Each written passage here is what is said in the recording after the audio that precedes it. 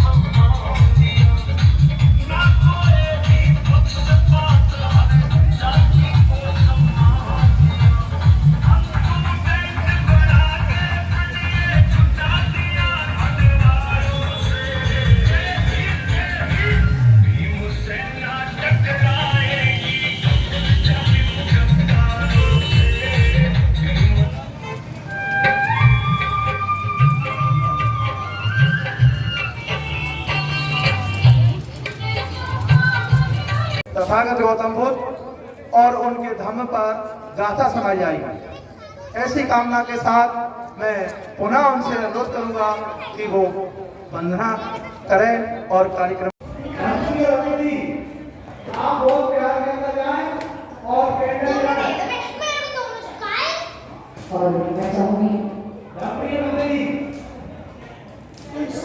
दोस्तों से अनुरोध करता हूं कि मेरी आवाज सुन रहे हो, मंच के पास आ जाए। भाई माता दीन जी, यशवंत, डॉक्टर यशवंत दौरे, राजेलाल जी, डॉक्टर राजेंद्र बाबू जी, सभी लोग आ जाए। अबलाक जी, धर्मेंद्र भाई,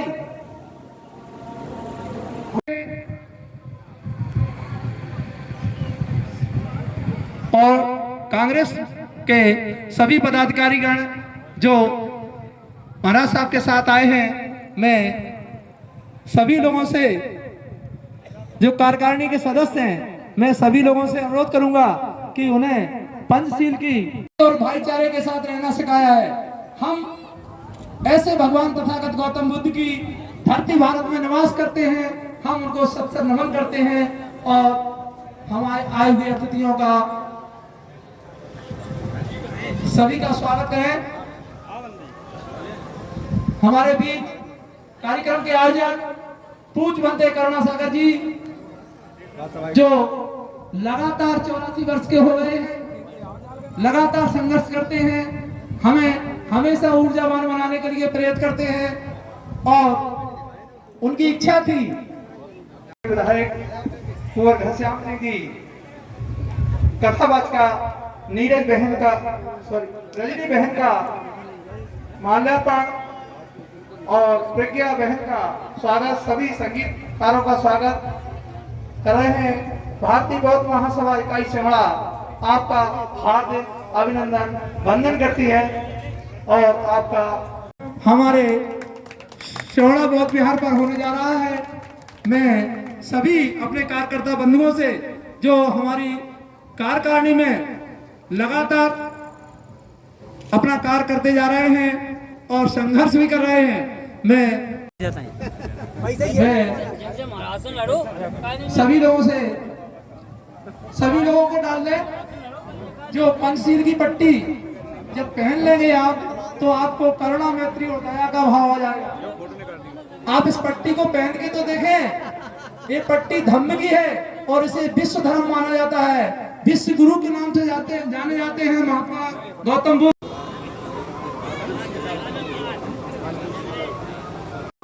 संतुआ धाम पर इस बौद्ध विहार प्रांगण में बौद्ध धम्म गाथा का 5 दिवसीय कार्यक्रम आज से प्रारंभ हुआ है।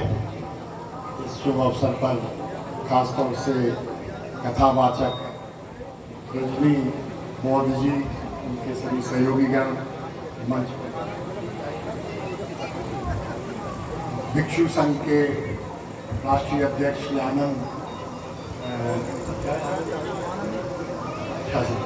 आनंद जी, परम श्रद्धेय वो आए हैं। हमारे बनते करुणा सागर जी उपस्थित हैं और भी भिक्षुक भंते जी काफ़ी बड़ी संख्या में दूर दूर से पधारे हैं। यहाँ उपस्थित इस कार्यक्रम के आयोजन समिति के अध्यक्ष, सभी सहयोगीगण, पदाधिकारीगण और उपस्थित बहनों और भाइयों, आज बड़ी खुशी का अवसर है। मेरे ख्याल से ऐसा कार्यक्रम सेवड़ा में तो पहली बार हो रहा, दतिया जिले में पहली बार हो रहा। ये बहुत ही खुशी की बात है कि एक नई शुरुआत की गई है। आज सेवड़ा से ये जो कार्यक्रम होगा 5 दिवसीय, उससे प्रेरणा लेकर और लोग भी जगह जगह आयोजित करेंगे बौद्ध धर्म गाथा का ये कार्यक्रम। निश्चित रूप से भगवान तथागत बुद्ध के जीवन और उनके व्यक्तित्व और कृतित्व, खासतौर से उनके जो मार्ग बताया है, उसका बार बार जिक्र होगा, बार बार उसकी व्याख्या होगी जनता के बीच, तो निश्चित रूप से जनमानस पर भी असर पड़ेगा। भगवान तथागत बुद्ध ने उस समय प्रचलित हिंदू धर्म की जो तमाम कुरीतियाँ थी, बुराइयाँ थी, जो तमाम कमियाँ थी, उसको दूर करने के लिए एक नया मार्ग बताया था। इसमें सबसे बड़ी बात है कि फालतू का धर्म के नाम पर हर चीज में जो खर्च होता था वो बिल्कुल खत्म कर दिया। उनने सीधा सीधा उनने सिद्धांत दिए कि ईमानदार बनो, अहिंसक बनो, आपसी प्रेम मोहब्बत भाईचारा रहे। सीधी सीधी उनने सीधा सिद्धांत दिया। और जो धार्मिक आयोजन होते हैं, संस्कार होते हैं, उनमें जो बहुत ज़्यादा फजूल खर्ची होती है वो बिल्कुल खत्म कर दी। हर चीज़ बिल्कुल सादा सिंपल, हर व्यक्ति अच्छा बने, ये उनका उद्देश्य था। बौद्ध धर्म का ये मूल है और वास्तव में एक अनूठा धर्म है। विश्व में धर्म तो बहुत है लेकिन बौद्ध धर्म अलग एक सिद्धांत रखता है। मैं उसका बारीकी से ज्ञाता नहीं हूँ, इसलिए मैं बड़ी बात नहीं करूँगा। ये तो कथावाचकों का काम है कि वो आपको समझाएंगे, लेकिन मूल रूप से जो मैंने मोटी मोटी बात समझी है वो यही है।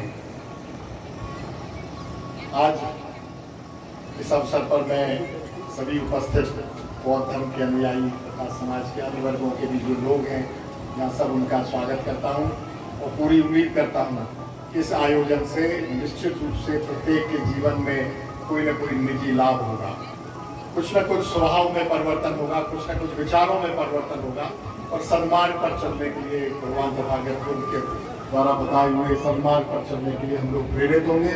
उससे समाज में भाईचारा बढ़ेगा, हमारे जिले में अच्छा वातावरण बनेगा। एक शुरुआत, एक बीज रोपण आज यहाँ सेवा से हुआ है, धीरे धीरे ये और फैलेगा, बढ़ेगा, फूलेगा। ये सबसे ये मैं ईश्वर से प्रार्थना करता हूँ कि ऐसा हमारे यहाँ ऐसा हो। इस बौद्ध विहार में पहली बार मैं आया था, एक बार तो मांग करी थी कि कुछ न कुछ विधायक निधि से आप एक हॉल या कमरा कुछ न कुछ बनवाएं, योगदान दें। तो मैंने अपनी विधायक निधि से 5 लाख रुपए की स्वीकृति दी थी। एक छोटी सी बात है लेकिन रोचक बात है। उसका एस्टिमेट बना, विभाग एस्टिमेट बनाता है। मैंने निर्माण एजेंसी निर्मिति अनुसूचित जाति श्रम ठेका सहकारी समिति को रखा था। उसके अध्यक्ष ज्वाला प्रसाद जी हैं, उनका लड़का यहाँ मौजूद है। इनको एजेंसी मैंने बनाया था। सरकारी एजेंसियाँ PWD वगैरह RES तमाम है, लेकिन उसमें बहुत झंझट होती है, मेरा अनुभव है। उसमें भ्रष्टाचार, कमीशन खोरी भी ज़्यादा होती है, अच्छी क्वालिटी का काम नहीं होता, समय भी बहुत लगाते हैं। तो ये अनुसूचित जाति वर्ग की श्रम ठेका सहकारी समितियों को भी सरकार ने ये दे रखा है कि वो डायरेक्ट जो CSR रेट होता है उस पर वो सरकारी काम कर सकते हैं। तो मैं ज़्यादातर काम उनकी समिति से कराता हूँ। और समिति ने जब एस्टिमेट बनाया, उसका प्रक्रिया होती है, विधायक का लेटर कलेक्टर के पास जाता है, कलेक्टर संबंधित एजेंसी जो मैंने लिखा है उसको भेजती है, वो एस्टिमेट बनाकर तकनीकी स्वीकृति करके वापस कलेक्टर को भेजते हैं, फिर कलेक्टर उसको प्रशासनिक स्वीकृति देते हैं, यानी कि वो राशि जारी करते हैं। तो जो प्रशासनिक स्वीकृति के लिए यहाँ गया, जिला योजना समिति का एक काम होता है। जिला योजना अधिकारी है नहीं, एक सिसोदिया जी आजकल प्रभारी हैं। और जैसे मैंने बताया कि श्रम ठेका सहकारी समिति, ये भी कहीं ना कहीं ये लोग भी बहुत धर्म से आस्था रखते हैं। वो सिसोदिया जी जो प्रभारी योजना अधिकारी है वो भी आस्था रखते हैं। तो उन्हें तो मुझे बाद में सूचित किया कि आपका 5 लाख का आपने लिखा था, 5 लाख का एस्टिमेट बन के आ गया, लेकिन हमने उसको बढ़ा के 6 लाख कर दिया। इतनी सी बात हमारी मान जाओ, हमारा भी कहीं ना कहीं जुड़ा। हमने कहा ठीक है, जब आपने कर दिया तो कर दिया, मंजूर है। और अच्छे काम के लिए, धर्म के काम के लिए तो 6 लाख रुपए का एक कमरा यहाँ पीछे बन रहा है। बहुत बड़ा योगदान नहीं है, आज के ज़माने में 6 लाख रुपये बड़ी चीज़ नहीं होती है जब इतना बड़ा स्थान बन रहा है। लेकिन मैंने कहा मैं विधायक हूँ, 5 साल रह रहा हूँ विधायक, तो कोई ना कोई योगदान ऐसे स्थान पर होना चाहिए जहाँ बहुत लोगों की आस्थाएं जुड़ी हुई हैं। तो ये योगदान मैंने किया है। अभी आपने मुझसे कहा कि अब हम और कुछ कहना नहीं चाहते हैं, आप खुद हमारा ख्याल रखें, तो ठीक है। अब तो मेरे कार्यकाल समाप्त हो रहा है, इसमें तो मैं ये योगदान नहीं कर पाऊंगा, लेकिन मैं वादा करता हूँ कि दोबारा अगर मौका मिला, जनता ने मौका दिया, तो निश्चित रूप से इस स्थान पर इससे और बड़ा कोई योगदान मैं निश्चित रूप से करूँगा। जैसा आप लोग कहेंगे, आप लोगों से सलाह करके ये मैं कर दूँगा। इसी के साथ आपने मुझे बुलाया और मेरा इतना सम्मान किया, बहुत बहुत धन्यवाद। जैसे तो धार्मिक कार्यक्रम में पहुँचने से जो पहुँचने वाला है वो गौरवान्वित होता है। आप उल्टा सम्मान करें, मुझे आपको धन्यवाद देना चाहिए, आपका सम्मान करना चाहिए कि अच्छे मौके पर आपने मुझे बुलाया। पवित्र काम में छोटे मोटे किसी रूप में जुड़ने का मुझे मौका मिला। इसी के साथ आप सबको बहुत बहुत शुभकामनाएं, धन्यवाद। अभी आपने महाराज साहब को सुना। महाराज साहब ने से पहले कोई आया था तो काशी नगरी में जिसे सारनाथ कहा जाता है, सारनाथ में सबसे पहले पंचभद्री ब्राह्मणों को धर्म की प्रवर्जा देने का काम किया था।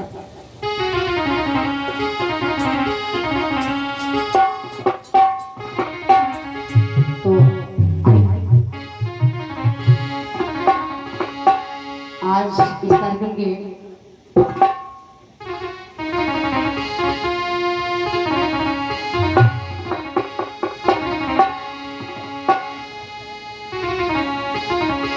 मुख्य अतिथि के रूप में या यहाँ की टीम ने उनका बहुत ही सम्मान किया है।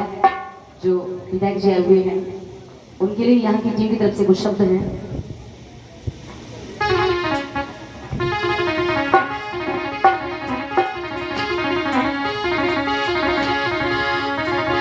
ये अतिथि हमारे आज पधारे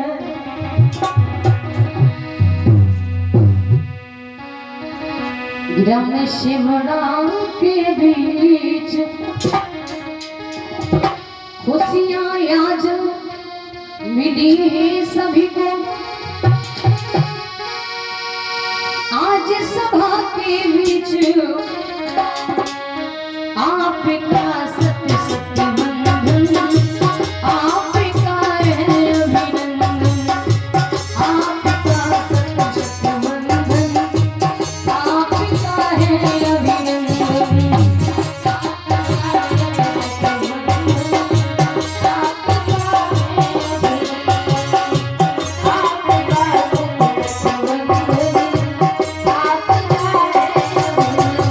अतिथि हमारे आज पधारे राम शिवराम के बीच, खुशियाँ आज मिली है सभी को। सभा के बीच आपका उठाएंगे, दोनों हाथ ऊंचे। आई भी मांगी विधायक उठाएंगे और बोलेंगे कि आपका सत्य शक्ति बंधन, आपका है अभिनंदन। ताली बजा के आपका सत्य शक्ति बंधन, आपका है अभिनंदन, आपका सत्य शक्ति बंधन, आपका है अभिनंदन, आपका सत्य शक्ति बंधन, आपका है अभिनंदन।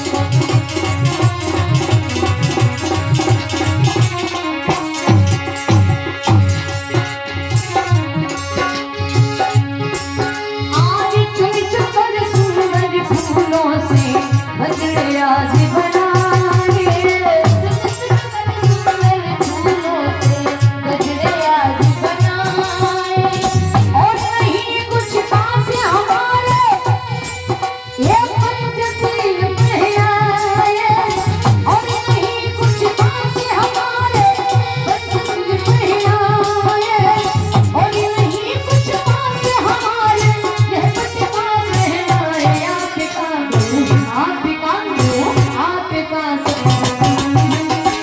आपका है अभिनंदन, आपका सत्य सत्य बंधन, आपका है अभिनंदन, आपका सत्य सत्य बंधन, आपका है अभिनंदन, आपका सत्य सत्य बंधन, आपका है अभिनंदन। और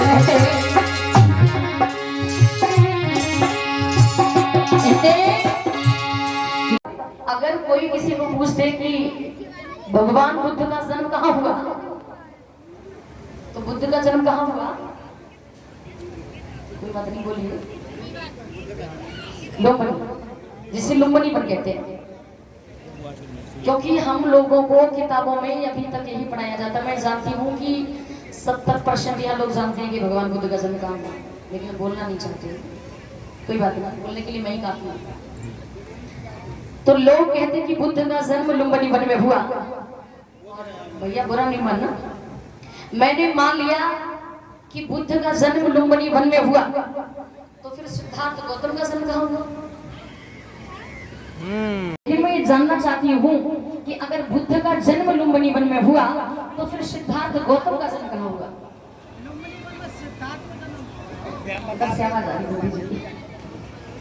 देखिए, सिद्धार्थ और बुद्ध में अंतर है नहीं? बहुत बड़ा अंतर है। अगर सिद्धार्थ और बुद्ध में अंतर ना होता तो फिर सिद्धार्थ को सिद्धार्थ के जन्म से ही बुद्ध क्यों नहीं कहा गया? भगवान बुद्ध को बुद्ध तब कहा गया जब उन्होंने बोध गया में जाकर के बोधत्व को प्राप्त किया, ज्ञान को प्राप्त किया, तभी तो बुद्ध कहलाए। उससे पहले सिद्धार्थ थे। जब बोध गया में ज्ञान को प्राप्त किया तो मैं तो कहती हूँ बुद्ध का जन्म तो बोध गया में ही हुआ। लेकिन गलती भैया आपकी नहीं है, मैंने पहले ही कह दिया कि अभी तक किताबों में यही पढ़ाया जाता है। अब आप समझिए, ऐसे ही अभी तक हम लोगों को यही पढ़ाया जाता है कि जो जीता वही सिकंदर, जो जीता वही सिकंदर, जबकि हम लोगों को ये मालूम होना चाहिए जिन्होंने सिकंदर को भी परास्त करने का काम किया वो है चंद्रगुप्त मौर्य। क्या कभी किताबों में हम लोगों ने ये पढ़ा? क्या कभी पढ़ाया गया? जब सिकंदर से बड़ा चंद्रगुप्त मौर्य है तो चंद्रगुप्त मौर्य को क्यों नहीं पढ़ाया जाता है? ऐसे ही अभी तक हम लोगों को यही पढ़ाया जाता है कि बुंदे लो हर बोलो कि वो हमने सुनी कहानी थी और खूब लड़ी मर्दानी, वो तो झांसी वाली रानी थी। झांसी की रानी कौन? अरे गप सड़ा के बातें कर लगती। झांसी की रानी कौन? नाम किसका दिया जाता? रानी लक्ष्मी। लक्ष्मीबाई ने तो धुआं भी नहीं देखा था, रानी लक्ष्मीबाई की हिफाजत करते हेतु। और यहाँ तक अगर उस समय युद्ध में किसी ने लड़ने का काम किया तो वो थी रानी झलकारी बाई, लेकिन नाम किसका आता? रानी लक्ष्मीबाई का। ऐसे ही अभी तक हम लोगों को यही पढ़ाया जाता है कि अर्जुन से बड़ा कोई धनुर्धारी नहीं था, ये तो पढ़ाया जाता है ना। लेकिन मैं ये जानना चाहती हूँ आप लोगों से, अगर अर्जुन से बड़ा कोई धनुर्धारी नहीं था तो फिर वीर एकलव्य के दाहिने हाथ के अंगूठे को क्यों कटवाया गया? अगर मुझे कोई बड़ा नहीं था।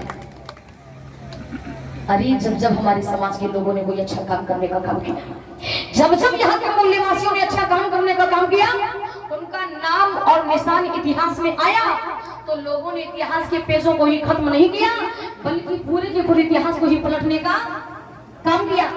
अगर हमारे इतिहास को पलटा ना जाता तो जगह जगह जहाँ खुदाइयां हो रही हैं, क्या निकल रहा है? भगवान बुद्ध की मूर्ति, सम्राट अशोक के समय के शिलालेख स्तंभ। क्यों? लोगों ने हमारे इतिहास और हमारे प्रमाणों को दबाने का काम किया। अगर इन लोगों ने हमारे इतिहास और हमारे प्रमाणों को दबाया ना होता तो ये खुदाई में ये सब निकला नहीं होता। तो इसलिए कहते भैया इतिहास को जानने की जरूरत है। जिस समाज का इतिहास नहीं होता वो समाज अपंग हो जाता है, जैसे आंखें होते हुए भी अंधा हो जाता है। इसलिए मैं कहना चाहूंगी चाचा जी,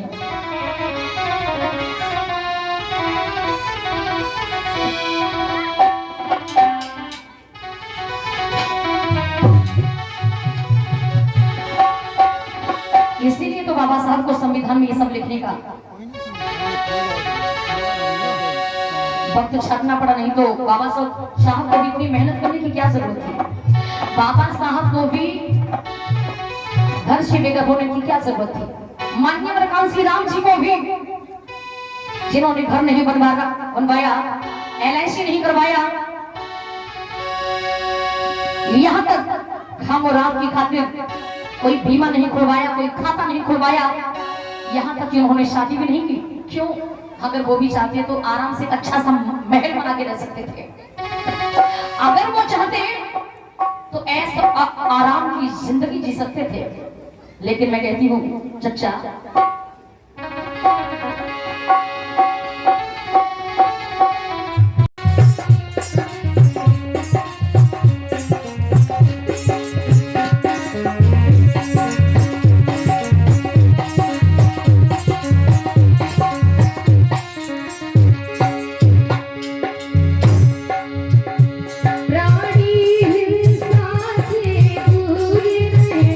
नित्य उपकारों में लगे